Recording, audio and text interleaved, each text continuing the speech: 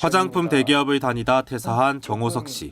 화장품 관련 콘텐츠를 제작해 유튜브와 틱톡 등 SNS에 올리는 이른바 크리에이터로 변신했습니다. 또 국내 화장품 마켓 기획과 해외 소비자를 대상으로 구매 대행도 하는 정 씨. 온라인 방송을 하는 라이브 커머스 쇼호스트와 대학 겸임 교수도 하는 추가적인 기회를 갖게 됐다고 하는데요. 자아 실현을 위해 여러 개의 직업을 가진 사람을 뜻하는 이른바 엔잡러가 된 정 씨는 만족감을 보입니다. 누가 시켜서 일을 하는 것이 아니라 정말 내 일을 하는 것이니까 일하는 거에 있어서 조금 더 주체성을 가지고 일을 할 수 있다라는 게 좀 좋은 것 같습니다.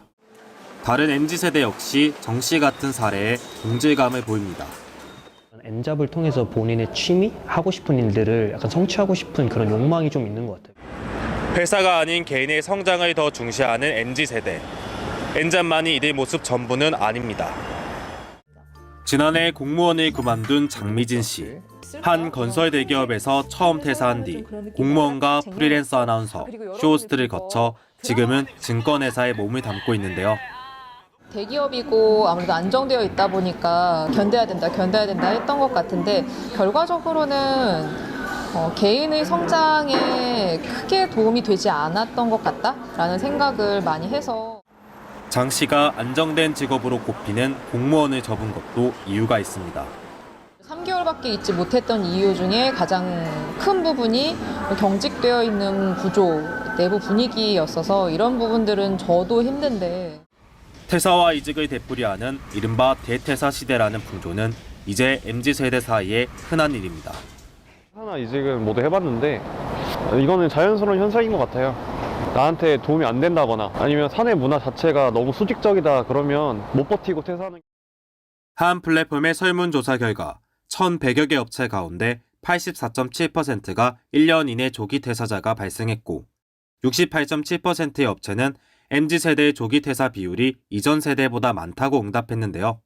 또 다른 설문조사에서는 청년들 가운데 절반에 가까운 45.5%가 이직을 한 적이 있고 2번 이상 이직했다는 응답자도 25.9%나 됐습니다.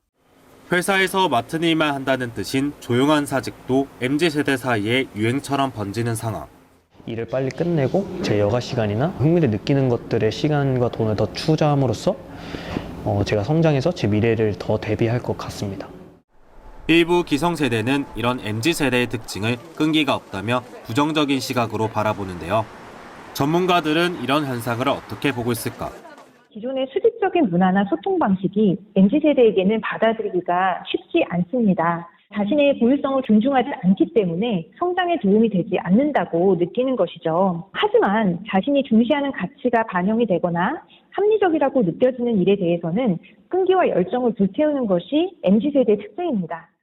MZ세대 구성원이 중시하는 가치를 조직의 목적과 연결시키는 회사 차원의 노력을 강조하는 전문가 지적에 귀 기울 필요가 있어 보입니다.